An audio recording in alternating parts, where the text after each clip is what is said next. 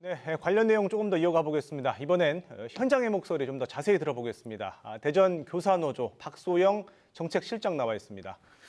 어서 오세요, 실장님. 네, 안녕하세요. 예. 자, 이 스스로 목숨을 끊은 이 40대 교사와 사건과 관련해서 교육청이 조사에 착수했습니다. 네.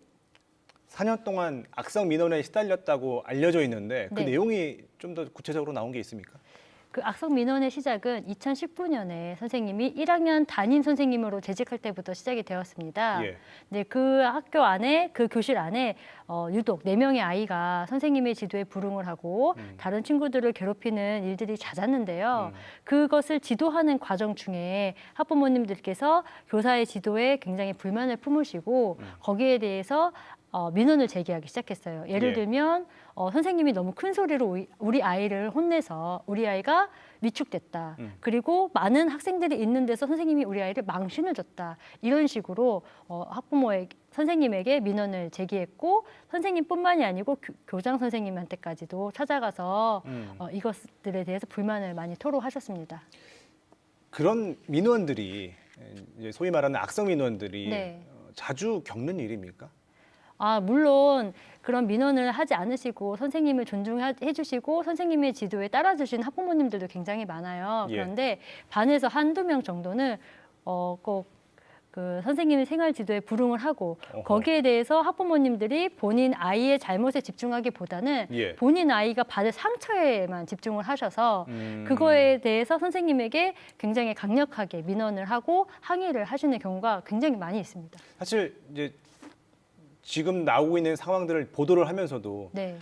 불과 한 20, 30년 전에 학교를 다닌 저 같은 경우에는 납득이 안 되는 경우도 있거든요. 네, 맞습니다. 뭐 원인이 여러 개가 있겠지만 가장 근본적인 원인 어디 있다고 생각하십니까?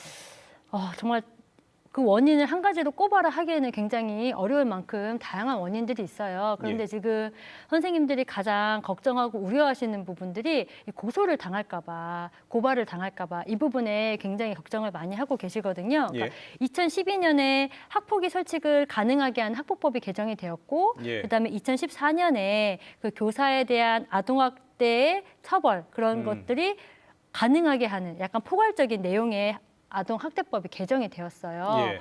거기에다가 학생 인권 조례가 좀 더 강조가 되었지 않습니까? 그러다 보니까 선생님이 함부로 학생을 지도하게 하는 그런 방안들이 많이 축소가 되었고 거기에 선생님이 학생을 약간 정서적으로 기분이 나쁘게 한다든지 아이가 겁을 먹었다든지에 대해서 고소를 할 수 있게끔 근거가 되는 아동학대법이 개정이 되다 보니까 예. 이것들을 가지고 학부모님들께서 교사를 고발하고 고소하고 이런 문제가 있고 저는 조금 더 넓게 봤을 때 예전 같은 경우에는 학생들이 신체적으로 건강하면 잘 지낸다고 생각을 했지만 예. 사회적으로 이제 신체적인 건강뿐만이 아니라 정신적인, 정서적인 건강에 대해서도 학부모님들이 굉장히 많은 관심을 가졌던 것 같아요.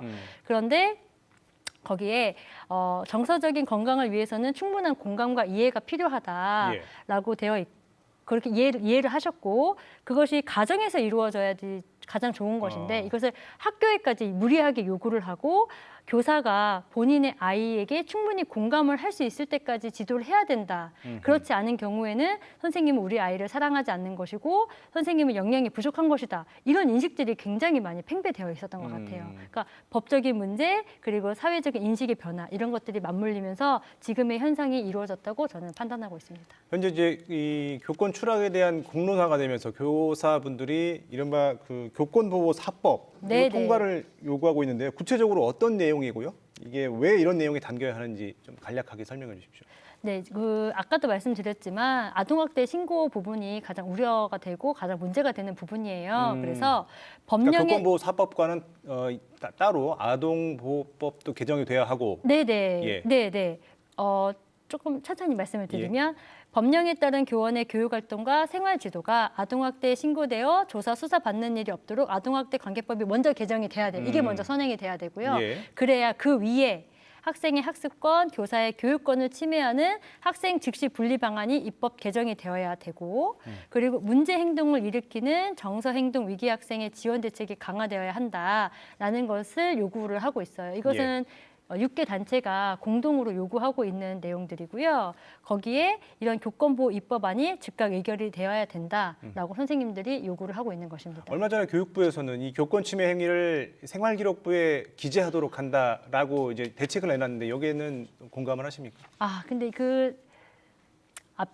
이미 그 생활기록부에 기재되는 것으로 인해서 굉장히 많은 문제가 발생되었다는 거, 고위 관리분들에게도 문제가 발생되어 있지 않습니까? 오히려 민원이 더 증가할 것이다. 그렇죠. 생활기록부에 기재가 된다는 것은 대학 입학에 영향을 미친다는 것인데 이것을 무마하기 위해서라도 학부모님들은 아동학대로 교사를 고발할 가능성이 굉장히 높아진다. 오히려 교권 침해의 소지가 있다라는 네, 말씀이시네요. 아마 학교를 법적 분쟁으로 몰아넣는 하나의 원인이 될 수 있다라고 봅니다.